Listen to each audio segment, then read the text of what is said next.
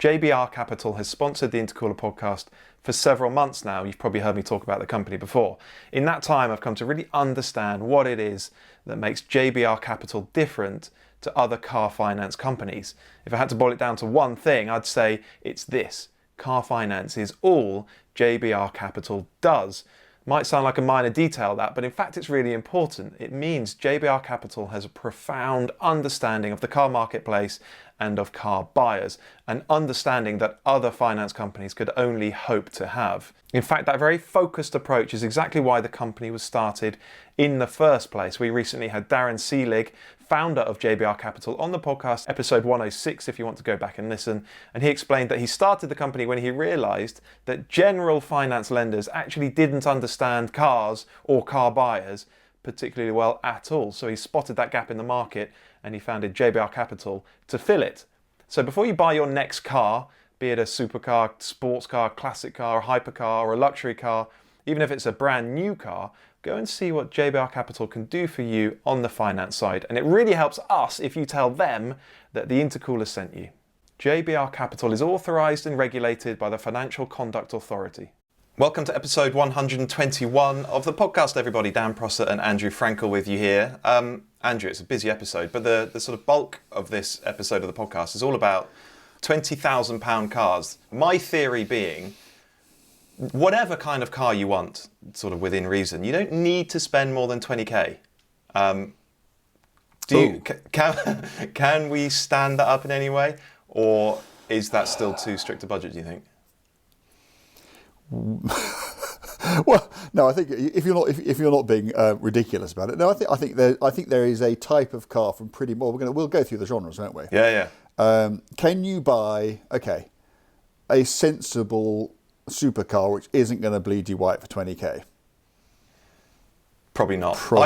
I couldn't come up with anything sort of exotic Italian mid-engine. Those days are gone, aren't they? Yeah.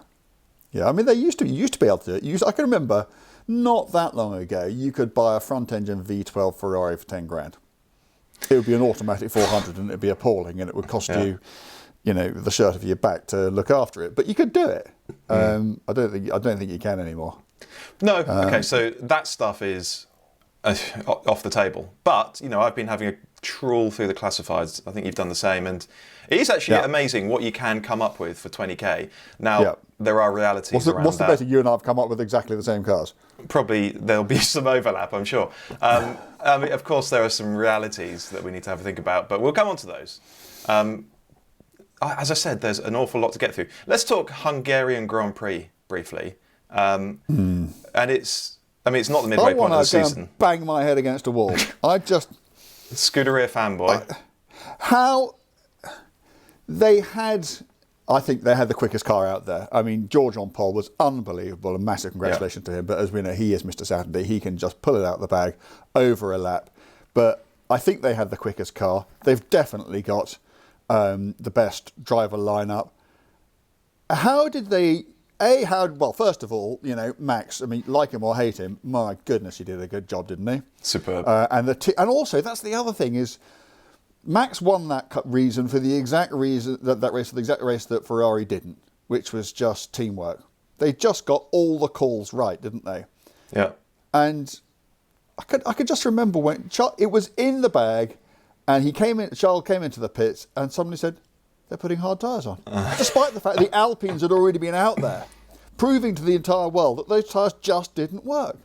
And like when Brundle was sort of saying, well, maybe they've got a load more downforce and they'll be able to switch them on and away. And he didn't sound convinced, and he was right not to be, because, it's so frustrating. Because, I mean, two things. One is, as you know, I love the Ferrari race team and I want to see it winning. But also, Max is 60 points ahead now. 60 points. It's 80. 80? Yeah, it's 80 points. And the real problem with that is you're going to get to the stage, you may already be there, where Ferrari just go, we better just focus on next year's car. There's no point, in these budget cap days of just spending all this resource and doing all this stuff, fighting a battle that's already lost.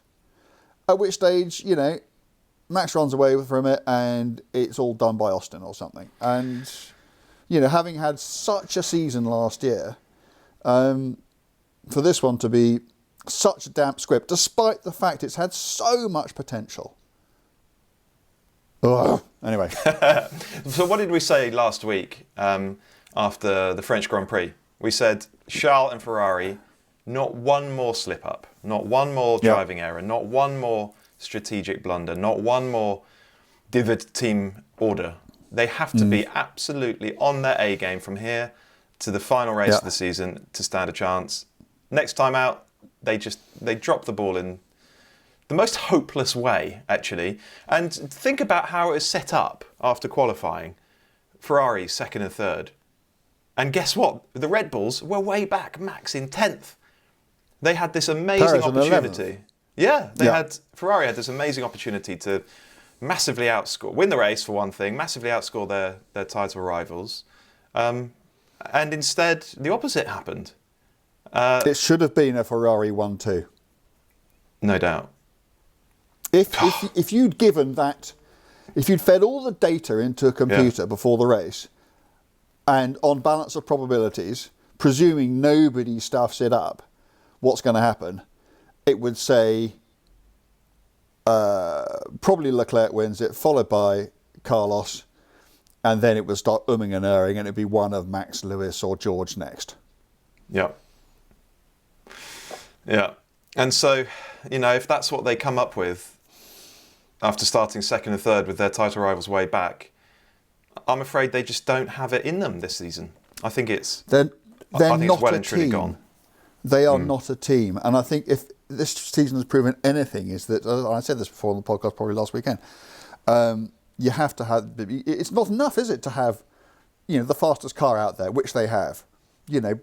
One of the certainly top 3 drivers out there, probably 2 of the top 5 drivers out there. They've got all the raw material. But if you keep on, I'm about to massively mix my metaphors here, but if you keep on, sort of overcooking it or putting them together wrong or whatever, it doesn't matter, does it? It's not what you've got, it's what you do with it. Yeah, I just don't think they're ready. I think this car was competitive a year too soon. And sadly, as you've pointed out before, the Mercedes is coming on, isn't it? Isn't it? Their first pole. Mercedes have always gone well at Hungary. True. I mean, Lewis has been freakishly good at Hungary, even by his standards. So I'm not reading, if they're that quick at Spa, then that'll be amazing. So what odds then on Mercedes beating Ferrari to second in the Constructors? Now, as you say, Ferrari have had a difficult run. Hungary is a bit of a circuit with a distinct character. So we mustn't read too much into it. But the way the trajectories are looking at the moment, it does seem as though there's only 30 points between Ferrari and Mercedes. And that's ridiculous. That's absolutely... You think of that Mercedes at the beginning of the season, it looked undrivable, didn't it? Horrible. The driver's complaining about spinal compressions. It was leaping around like a bloody pogo stick. And Ferrari had the quickest car out there. Well, arguably, certainly, either the quickest or the next quickest car out there. And yet they're 30 points apart. So, drop the ball one more time and Mercedes will be second in the Constructors. That is well past the halfway point of the season. Yeah. How have they allowed that to happen? So one last comment on this situation. Leclerc's last 8 results. Okay, so starting with the Spanish Grand Prix, and this is the bloke who's supposed to be in contention for the Drivers' World Championship. He is still second. So from Spain, DNF 4th, DNF 5th, 4th, 1st, Austria, DNF 6th. That is not a title-winning run, is it?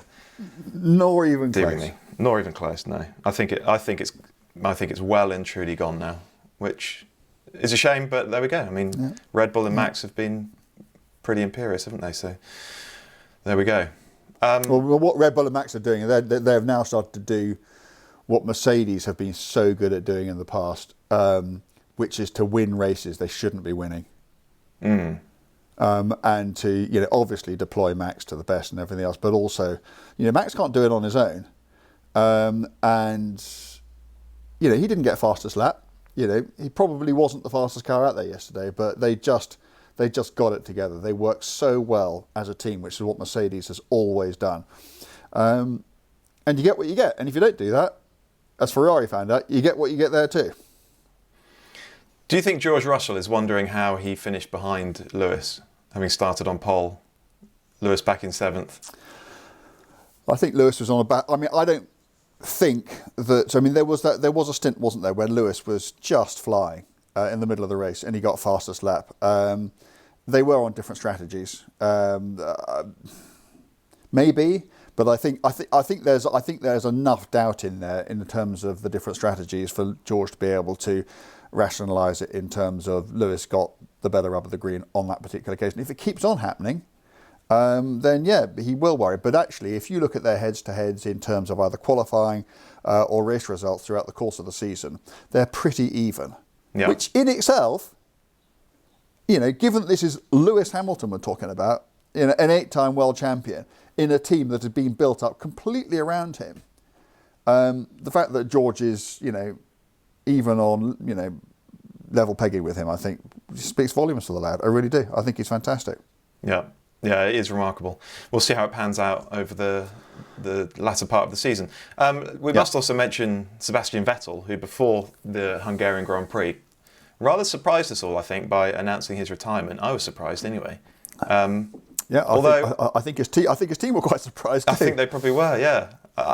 I suspect most people assumed he'd give it another year or two to see if he can bring this project to fruition, the Aston Martin project to fruition, but instead he's calling it a day. And I mean, who can blame him? His glory days are well behind him now.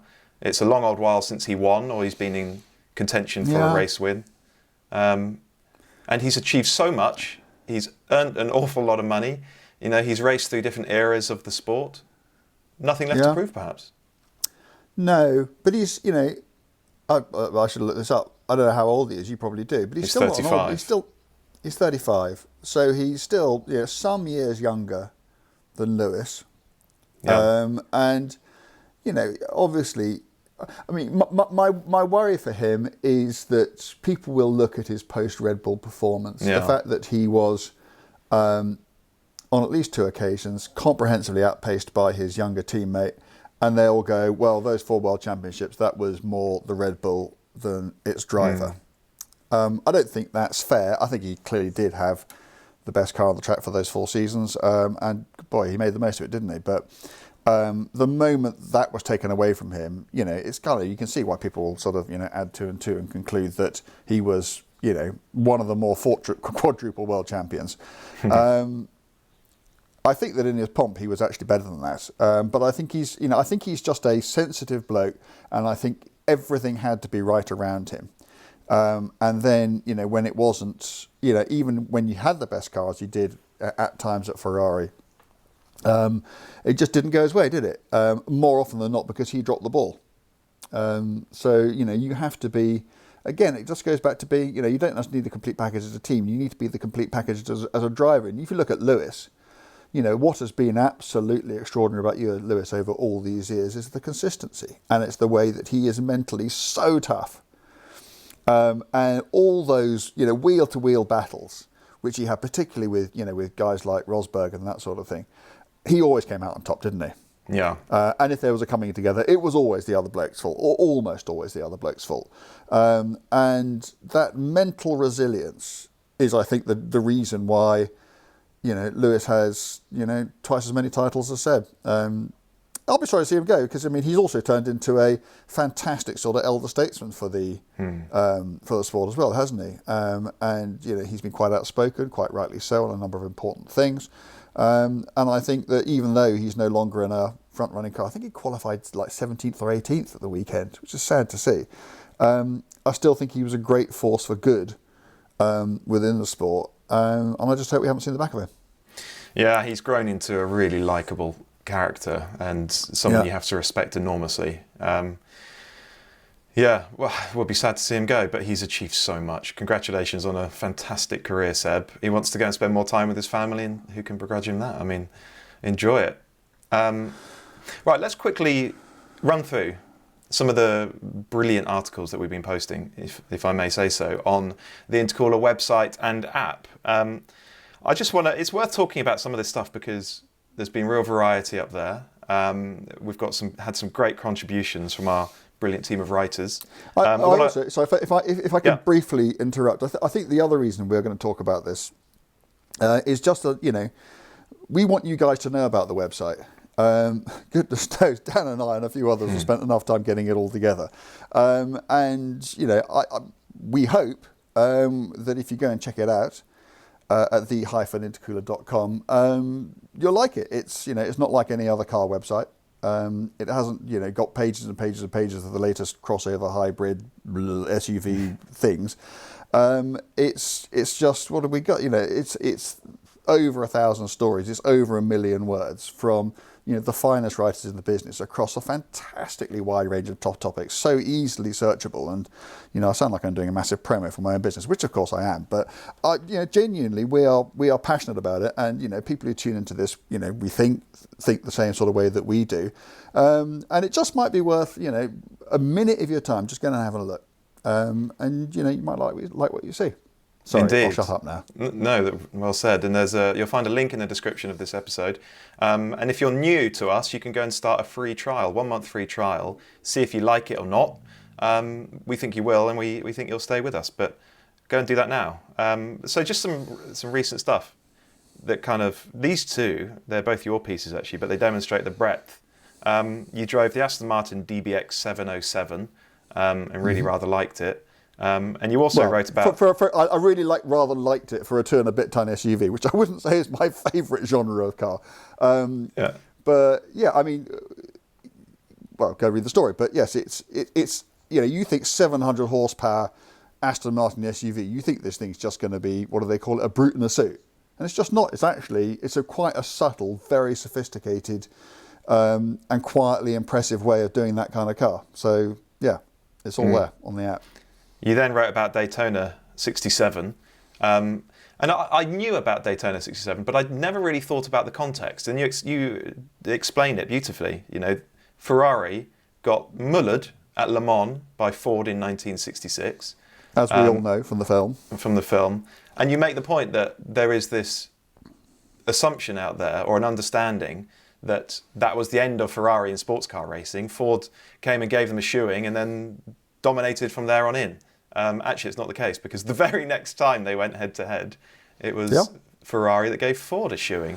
And it was in America, so it was on Ford home soil, and and in many ways, in every way, what Ferrari did to Ford in America was actually far more impressive than what Ford did to Ferrari in France.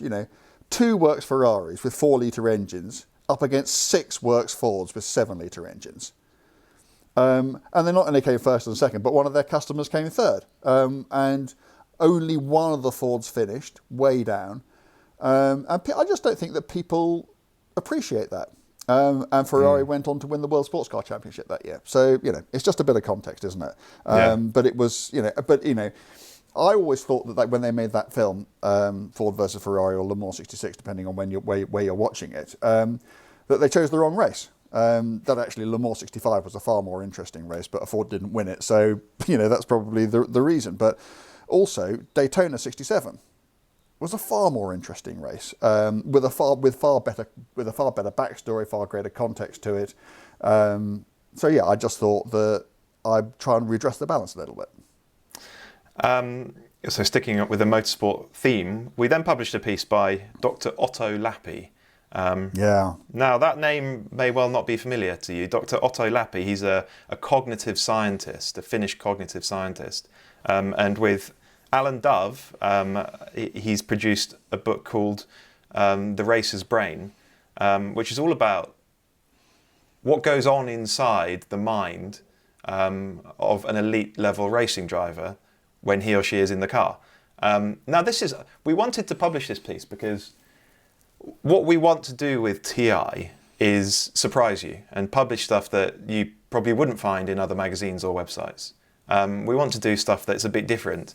And this is that. This is Dr. Otto Lappi explaining what goes on inside the brain of a racing driver during a qualifying lap. And he is a cognitive scientist, so he's an authority on this matter, understands it implicitly. But between him and Alan Dove, they explain it in a very relatable way as well. So go and check that out. It's just an interesting insight into the psychology of a racing driver. It's brilliant. I mean, he's a proper bloke, isn't he? He's, he teaches at Helsinki University. He's a very, very eminent chap. And it just sort of starts sitting in the pit lane and just what the driver is doing and how he or she manages to block out everything around them. And, without going into sort of, deep, abstruse biological terms, he explains what's going on in the brain and how the brain is functioning and how the brain readies itself for that challenge. And then there's the outlap and then there's the lap. I find it fascinating. Really did. Yeah, it is a brilliant read. So a couple of other things I want to highlight. We have started a new series of features called Eyewitnessed. And we've published 3 or 4 of them now. I think it's 4. And do you want to just briefly explain what Eyewitnessed is all about? Yeah, well, we thought, didn't we, that we have such an amazing stable of writers waiting for us who have seen so much happen in all areas of motoring, be it the industry or the sport or whatever. And we sort of had a bit of a chat between us and we realised that so much had gone on, which we'd seen ourselves, which we'd actually been at. And so that's why we called it, it's a slightly sort of, cheesy pun, but that's why we're calling it Eyewitnessed, because these are stories by our own in-house contributors or ourselves of stuff that we actually saw ourselves with our own eyes. We didn't report upon it, we were there. So it's not sort of secondhand, and it's a fascinating series. I think it's what you're saying, it's just a nice idea, and I think it's, more stuff that, you're not going to get to read anywhere else. Yeah, so the first one was Karun Chandok writing about Grosjean's crash in Bahrain, the fireball crash. So he was there, he was in the paddock watching alongside Damon Hill.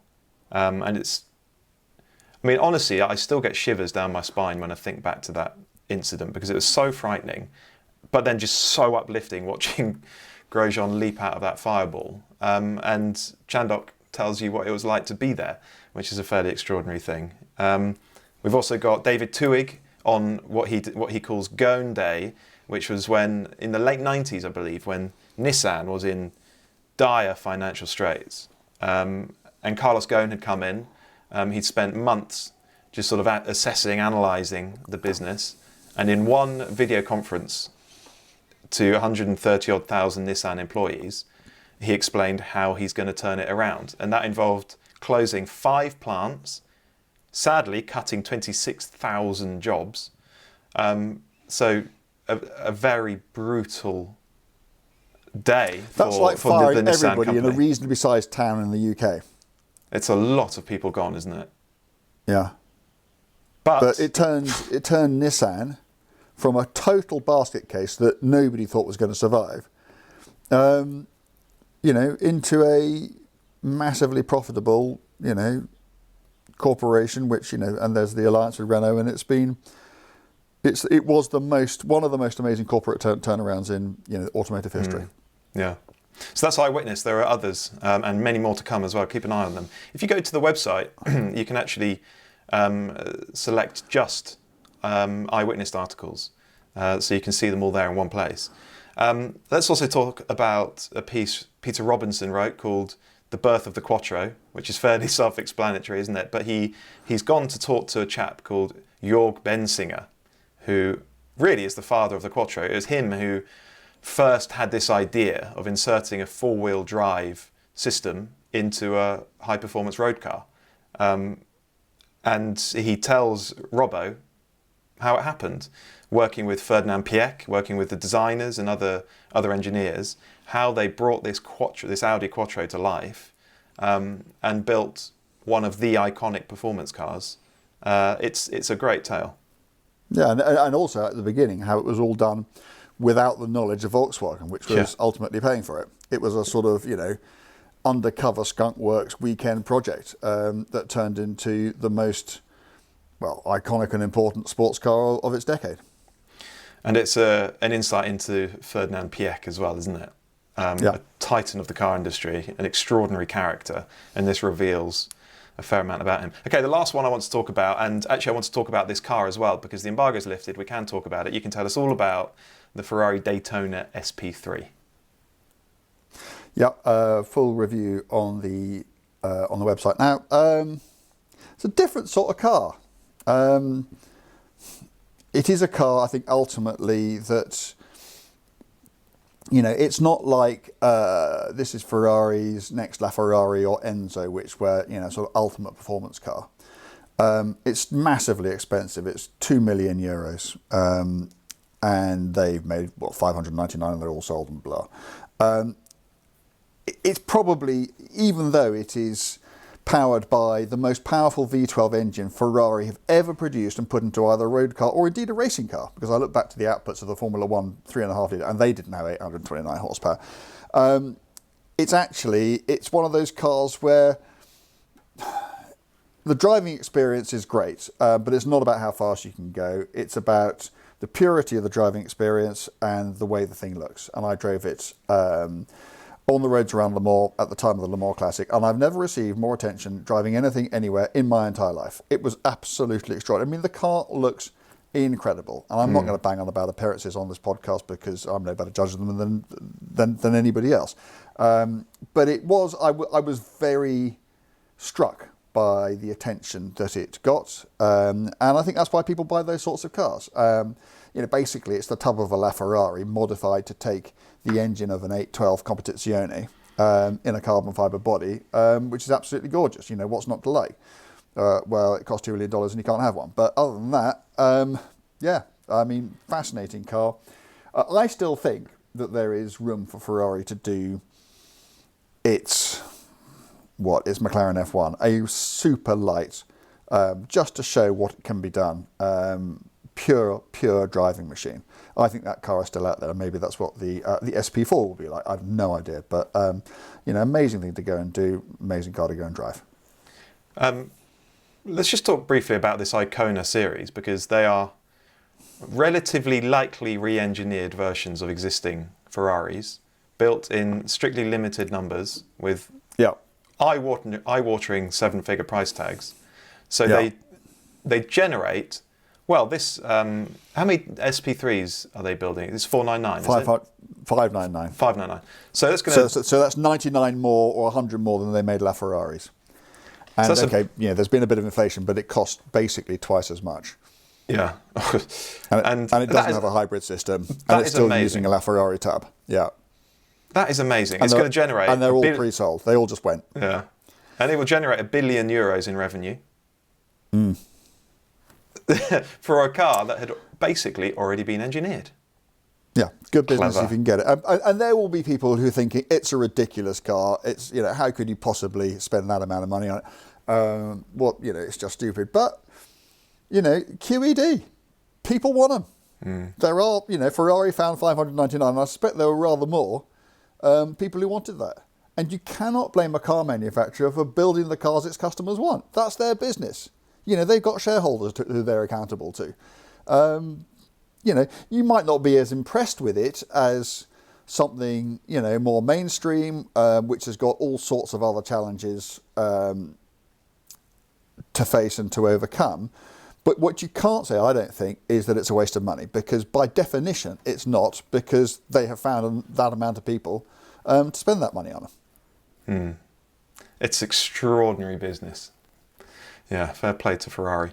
Okay, that's the Daytona SP3. You can read Andrew's full review. It's a beautifully written piece, a long one as well. I think it's 2,500 words or something. It's on the app. It's on the website, the-intercooler.com. Go and have a look. Okay, right. So we said this episode was going to be about £20,000 cars, and just sort of looking at how much interesting stuff you can actually buy for 20 grand or less. So let's get stuck into it. I think we should be doing more of this stuff. I mean, it's fine me, waxing lyrical about £2 million Ferraris and that sort of thing. But actually, this stuff interests me more. I spent a terrifying amount of time just going through classifieds and just gazing over the stuff and thinking, because I probably could if I wanted, I could probably go and spend £20,000 on a car. And so it then comes down to, is it a good idea? What are you going to do with it? Where are you going to keep it? Who's going to look after it? This is kind of heartland for me, and I suspect it is for an awful lot of people listening to this. Yeah, I've found it really enjoyable searching through, and it's amazing what you can get for that money. However, Yeah, some of the cars I've pulled out, their potential to present you with an enormous, comfortably 5-figure bill is Yeah. fairly extraordinary. So it might be that this is, if you have 30 or 40,000 pounds to spend on a car, spend half that and keep some in reserve. Because I suspect if you sink all of your cash or you borrow a load of money to buy one of the cars on my list, sadly, you will just be worried the whole time, or a bill will come in, and just like that, all the enjoyment of, I don't know, having some exotic car or something with a beautiful engine, that enjoyment has gone, hasn't it? Yeah, and also, having to explain to your other half why you're £6,000 poorer than you were this morning. I've done that. It's not much fun. Okay. Well, let's start in the sort of more sensible end of the spectrum here. Yeah. What hot hatch have you pulled out? Oh, I'm going to be so boring and predictable. You know exactly what I'm going to say. It's a late Golf Mark 7 GTI, or it's a 2015, 2016 Civic Type R. Depending on if you want to drive, get the Civic. If you want something to do everything, get the Golf. I mean, to me, that is an absolute slam dunk no-brainer. And actually, possibly unlike you, I've tried to keep my choices slightly real world. Good. I've gone the other way. If you buy very carefully, you stand a reasonable chance of not having a nightmare. Do you know what? That's what I get. This is how we should do it when we do this in future. One of us should be vaguely sensible. Captain Sensible, yeah. The other one should just be out there, just to kind of demonstrate. I'll be Captain Sensible because I'm 20 years older than you. Okay, all right. Well, I'm going to spend £17,000 on a 2004 Alfa Romeo 147 GTA. Oh! What could possibly go wrong? What could possibly? 56,000 miles. It's had, the one there are quite a few out there for under 20 grand actually. This one's had a little bit of modifications, polybushed, Bilstein coilovers. No, and it's got a Quaife diff. I've actually not driven one of these. I know you will have done. Are they basically fairly terrible apart from the engine? Yeah. Yeah, I think that's something. I mean, and the point being fairly, they're not awful. They're not absolutely ghastly. But terrible is probably. They are. I'd like to say slightly disappointing, but expectations weren't that high, to be honest with you. They are. Yeah, they're just a bit rubbish. Apart from the engine. Yeah. But what an engine. Oh, absolutely. Yeah. I mean, it's a great choice, but. Yeah, so rather you than me, mate. They have that wonderful 3.2 Alpha V6, about 250 horsepower. A very pretty looking engine and a very pretty looking car. But yeah, perhaps not the last word in dynamics. Well, what about then, just as an alternative, a Mark 1 Focus RS? Yes, all day long. Good call.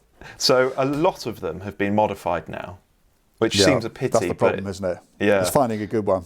This one is, I believe it's standard, well serviced, lots of history, does look really good, 77,000 miles, 19 grand. I think they look so cool. I'm not sure there's a better looking hot hatch than that. But also, they were fantastic to drive. Yeah. And also, I haven't heard, too many horror stories about them. I would probably try, and even if you had to go to, I don't know, 22, 23, I would probably try to get one that's done slightly fewer miles than that, but maybe it would probably be all right at 77. And I also think that is possibly unlike your 147 GTA. I think that is a car which will look after you over time. I can't see those cars ever being if they're good cars. Yeah, they're good examples. And that is the crucial thing with these: is you've got to get good examples because they are so rare. And people, ultimately, the market always does this, doesn't it? You look at 205 GTIs or whatever. Look at the cars that are getting proper money now. They're all the ones which haven't been messed about. Yeah, and because so many have, that makes your car not only sort of proper and authentic, but rare as well. And that's where the market always ends up going. So if you're going to do something like that, don't buy some whizzed up thing which has been, slammed and the power turned up to 11. Just get a nice... And the other thing is that when people tune these cars, I'm sure some of them do it very well, but ultimately, some very clever people with an awful lot of resources made that car as good as they possibly could from the start. and it's not often that, some bloke with a smart idea can actually improve on those standards. I found this one. I bought a 205 GTI which had been lightly modded, and everything I took off it made the car better. Everything I did to it to turn it back to what it was improved the car, and I don't think that's a rare experience at all. So yeah, good call. Focus Mark 1 RS. Yeah. Okay. All right. What are you spending your 20 grand budget on on a family car? Which way is that going? I'm not being entirely sensible here. Good. But I just couldn't resist it. E90 M3. Ah. Yeah. Very interesting. Not sensible. Cool car though. Cool car, and I might be stretching the family thing a bit, but there's quite a lot of room in the back of those. Yeah. For a young kid or two, decent sized boot. Okay, I'm buying an engine, aren't I? I'm buying an engine with a car thrown in, free of charge. But that 4 litre V8 is just absolutely monstrous. And again, you'd have to buy so carefully, wouldn't you? And you'd have to really check through the history, and you'd have to know all about the foibles with those cars, which they have. They have, yeah. But funnily enough, when they were new, I wasn't that knocked out of them by them because I guess they'd followed the E46, which was and remains the icon. I suspect you've got an E46 on your list, or you would have thought about it because that's the kind of obvious choice, isn't it? But I was trying to, having come up with the Golf GTI, thinking, well, for this next one, I won't be entirely obvious. And I just thought, I don't know, you can get a slightly newer car, there's just as more of a sort of classic fun thing to have rather than a sort of daily driver. Smoking around in an E90, maybe literally smoking around in an E90, just struck me as being a fun thing to do. Absolutely. Okay, I've got a couple of family car options. Not entirely sensible, but 16.5 grand on an early, so it's a 2009 Porsche Panamera V8, 4-wheel drive. Brave. No, you can get them for that, can you? Yeah, I was amazed. 16.5, 93,000 miles. Done a bit of distance, but that's a 400 horsepower V8. Do you know what? On the launch, I remember driving a rear drive manual V8 Panamera, but they clearly sold about 4 because you just can't find one anywhere. But that would be a hell of a car. Even this would be a hell of a car. 4-wheel drive, PDK, V8. What do you pay for a turbo? Oof. I just want a turbo. If I was going to go down that road, I just wanted to, because I can just remember how bonkers those cars are. Yeah. I can remember doing a twin test with that and an Aston Rapide. Aston didn't see which way it went. Yeah, it wouldn't. Yeah. I do wonder how the Panamera is aging. Do you think it would still feel good inside? Do you think it would still be quiet and ride well and feel robust? It should do, shouldn't it? I don't think they ever rode that well, did they? I think it'll still feel robust. I think it'll still be hideously ugly as well. There is that. But I think it would be, again, get a nice one. I think it'd be fine. I think that's quite a good left field choice, actually. Yeah. Okay, I've got one more, and this is actually less appealing to me than the Panamera. Mercedes CLS C63 AMG. So it's got that stonking 6.2 AMG engine. They call it a coupe. It's not a coupe. It's a 4-door saloon, really, isn't it? But it's that sleek, elegant-looking thing with a storming V8. I just quite fancy. Yeah, again, if I was going to get one of those, I'd get the shooting brake. If you could find one. The CLS shooting brake was just one of those weird things. Basically, what you get is you get the style of a CLS with the practicality of an E-Class wagon. And when it came out, I just thought, well, this thing's going to take over the world because it's just the best of both worlds. It looks amazing. It's got huge amounts of space in it. They're going to sell billions. It tanked. Yeah. Which just goes to show how much I know about stuff. They couldn't shift them for love nor money, and they canned it. I just thought it was. Actually, I ran a diesel as a long term for Autocar years back, and absolutely loved it. And if I was going to go down that road, if I could find one, I'd get a wagon, because I think it's at least as good looking at the coupe, possibly better, and just so much more usable. But I think I'm thinking too much with my sort of, practical, what do you do with it, rather than what it looks like, kind of head on. And I guess there are people who just don't like the idea of, a wagon when they can have a coupe. And I also think it works the other way, because, on the one hand, yes, it is, a car which looks like a coupe and has got practical space like a wagon. You could also say it's got less space in it than the wagon, which it does, and it's priced like the coupe. So I don't know, but I'd definitely get a shooting brake if I was going to get one of those. But yeah, good call. That actually does slightly scupper me on one of the later categories, because I do have another car which might have the same engine in it. Oh, good. Well, I thought we might do. I mean, I just had to find something with that engine in. My list would have been incomplete without that engine. Okay. Okay, do you want to choose a category? Well, can we do estate cars? Because that's where my Fine. C63 comes in. Yeah, okay. There you go. Yeah, I'm into that. So you can get an early C63 which will have the 6.2 in it. Quite a not particularly grunty version of it, but still, 457 horsepower in a C-Class. I mean, I can remember at the time, the only problem with those things is they got a fuel tank designed for a 2-litre diesel engine. Oh. So basically, you're stopping every 10 minutes to drop another load of petrol in it, which, the prices they are today is probably not going to be an awful lot of fun. But great looking car, really good fun to drive, awesome stonking engine. Of those cars of that era, the A4 Avant, the 3 Series Touring, the C-Class was far and away the most practical, had the most space in it, Really? the biggest boot. Yeah. So you can actually use it. I mean, it's not like an E-Class, it's not or a Volvo, it's not some cavernous, thing, but it's a really, really good family hack. When they came out, I absolutely adored those. And I bet it would still stack up. Yeah, that's very cool. I'd be tempted by one of those. Okay, I don't have an estate car, so I'm going to move it on to coupes. We did an episode all about Maserati last week, and we mentioned the Gran Turismo. Neither of us particularly like that car. But when you see one for 18 grand with 39,000 miles, I still don't want it. And it looks fantastic, and it's a Maserati, and it's got it's got that brilliant V8 engine.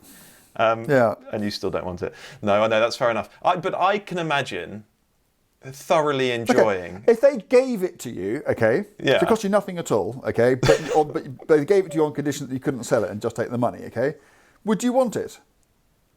Yes. If it's free. Yeah, I know it's free, but it's still a slightly. Would you not just be thinking, there are so many other cars that are better than this? Would it not just annoy you every time you got into it? This is what I'm intrigued by, because I think I could enjoy it and not care that it was a bit baggy, not care that the gearbox was a bit rubbish, not care that it felt a little bit flaky, because I'm in a V8 Maserati, and I think there'd be enough. Different. It would annoy me every time. Really? It's one of those cars where where I would drive it, and actually I'd be completely unfair on it, because I wouldn't be thinking about it. I would just be, I would be focusing on all the things that it did wrong, and I wouldn't be focusing on the things that it got right, which is totally unfair. But it would just be with a car like that the way my mind would work. The potential for a Gran Turismo to just ruin your life, with a terrible bill is fairly large. It just would happen. So this particular car, in 2018 alone, had more than £9,000 spent on it. Presumably all stuff that needed doing.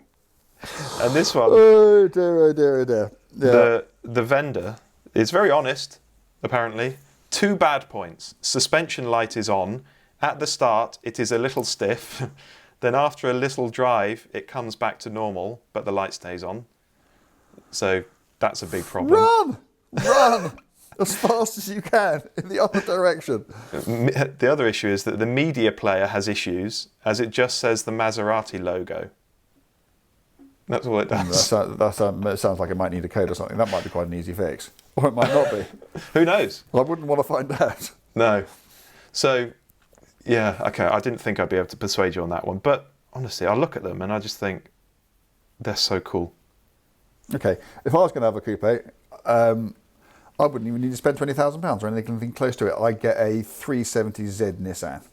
Oh, nice. Yeah. Tough.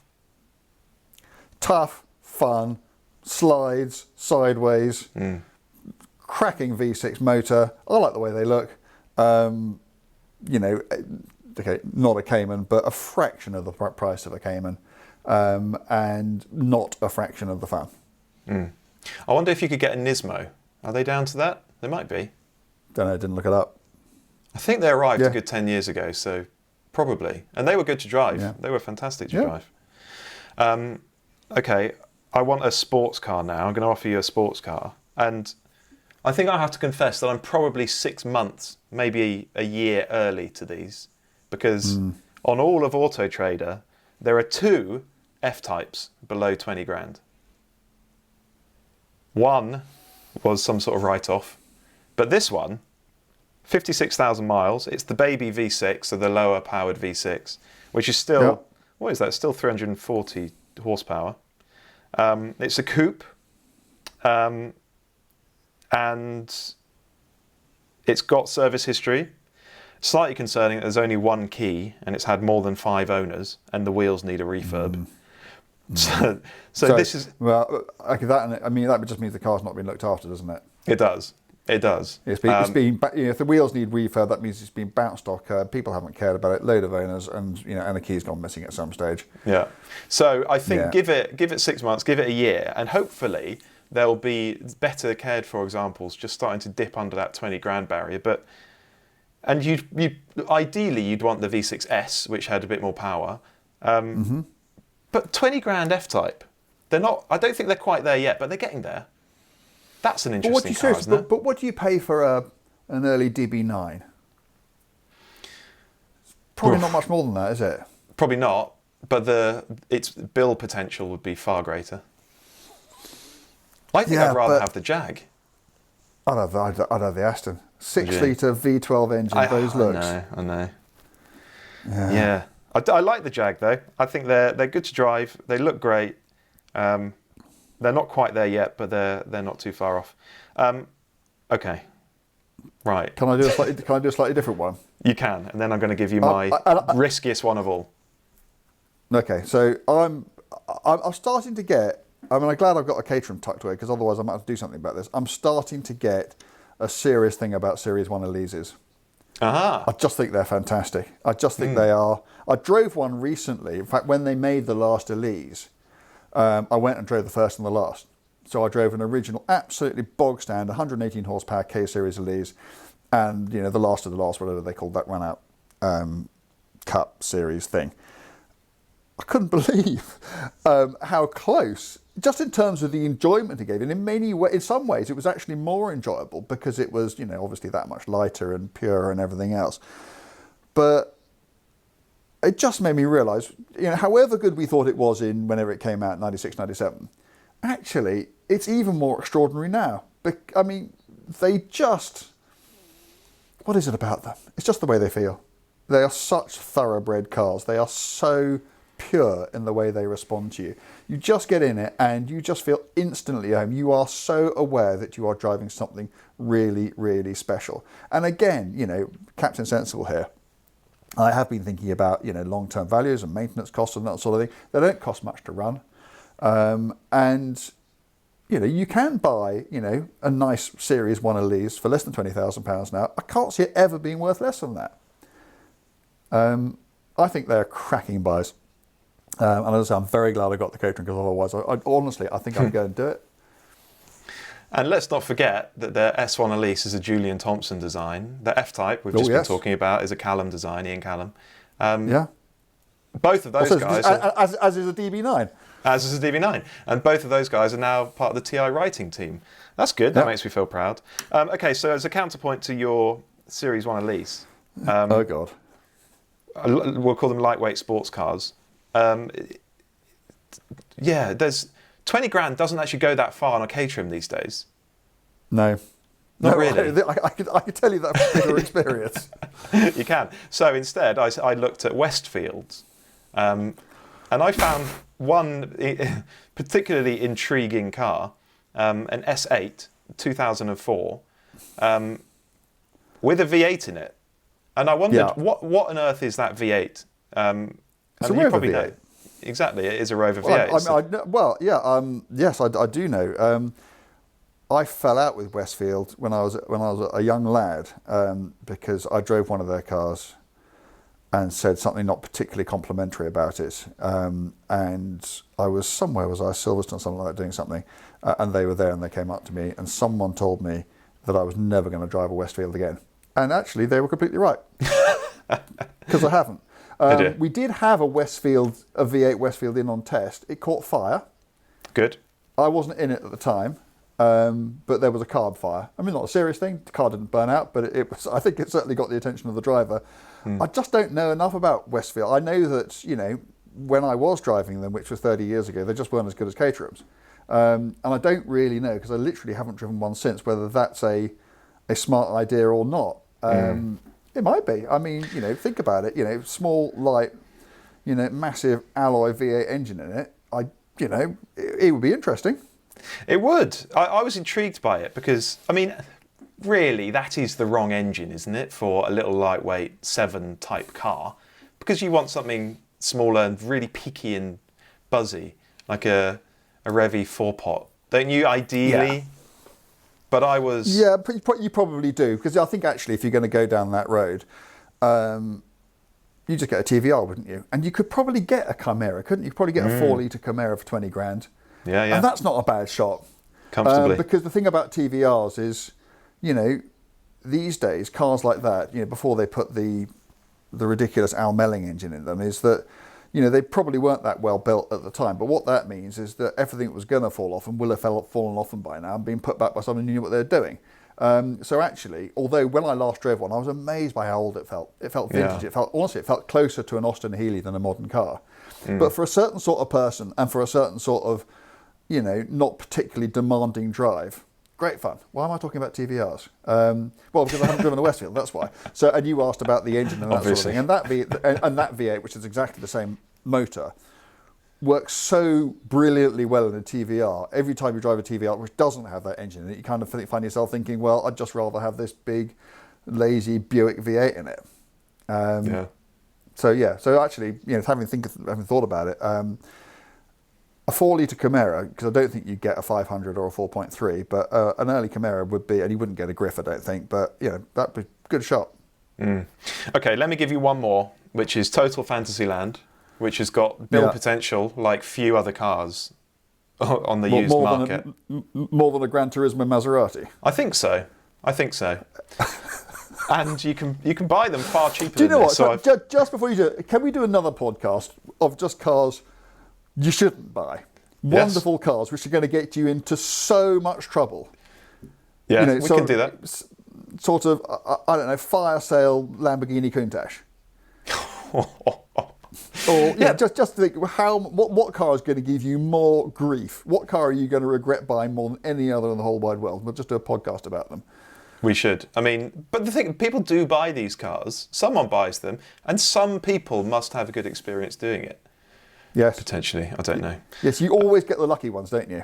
Yeah. Yeah, there'll be some out there, but you just won't know who. You won't know which car is the lucky one, will you? So I did 50,000 miles on my fire-damaged Countach. It never went right. It's not a conversation you have very often, but I'm not saying it's never happened. Okay, so you can get them cheaper than this, but I've tried to find one that looks fairly sensible, that hasn't done too many miles. And actually, it's very easy to find early flying spuds for under 20 grand. Bentley flying spuds. I think that's a great. I've never heard of a flying spud before. I'd rather have a Continental GT. I don't think that's silly at all. I think that's a great idea. So I found one. That's a fantastic idea. A fiver short of 20 grand. It's done 57,000 miles. Of course, it is the W12 because it's an early car. But that would be pretty special, wouldn't it? Oh, do you know what? I can remember doing a group test. It was a second-hand group test thing that I did for Autocar. And what did we have down there? We had a Lamborghini Gallardo. We had something else Italian. It might have been a Ferrari. Anyway, we had a load of cars. And there was going to be a Continental GT there.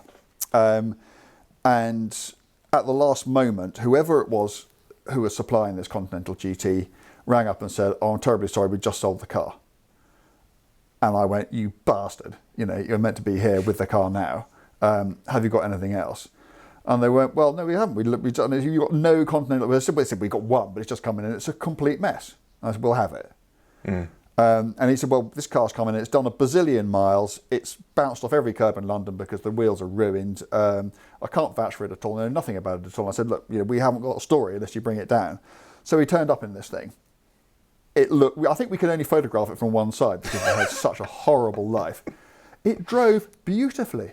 It just felt so much tighter and taut and together than anything else we had there.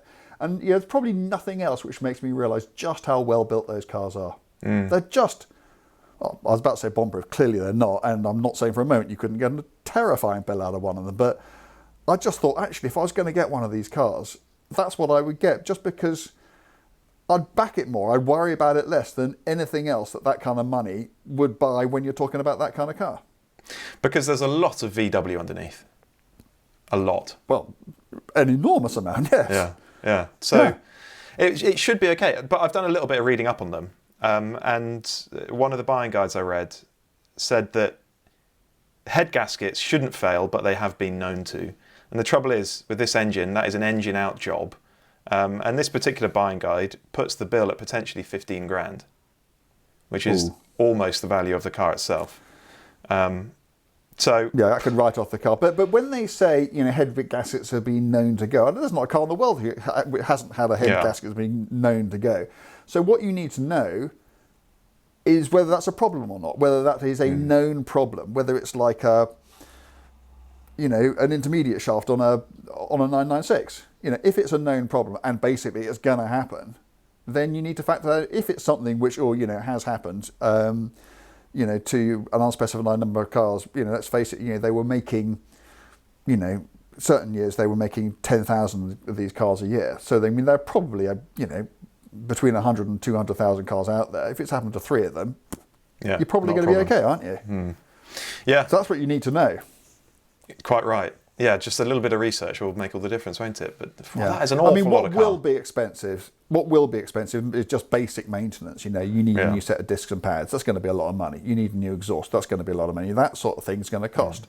But as you say, there's so much Volkswagen engineering in them. And because they're Bentley built, they're built to a fantastically high standard. I think, and also, they're good cars for their era. They don't handle brilliantly well because the weight's in the wrong place, but they're very fast. 550 horsepower if you just get the standard car. I think they look great. Dirk van Breikel was the designer of that, and beautifully put together. I mean, nothing like as ridiculous a choice as a Gran Turismo as Maserati in my book. Good. Well, there we go. Maybe I'll have to do it after all. So, 20 grand cars. Be interested to know what you all think of which way your 20 grand will go. But we'll do it again. We'll pick a different price point. We won't go bananas with the price point, but we'll pick something else, and we'll both go and hunt out some intriguing buys for that budget. It's good fun, isn't it? Yeah, it is. Okay. All right. Well, thank you for listening, everybody. Thank you to JBR Capital for sponsoring the podcast. Please go and check out JBR Capital if you're looking to buy a used car or a new car. Let's see what they can do for you on the finance side. There'll be contact details in the description below. Please also rate and review the podcast. Rate and review the podcast, please. I'm going to keep banging that drum because it's really important. That's how we find new listeners. And please also subscribe and follow wherever you listen to the podcast. And Actually, we're not going to do a listener question this week because it's been a very Boo. packed episode. We'll bring it back. Can't we? We'll bring it back next week. I promise. All right, promise. But there we go. Yeah, I do. And thanks for listening. We will be back next week with a listener question, I promise. Look forward to it.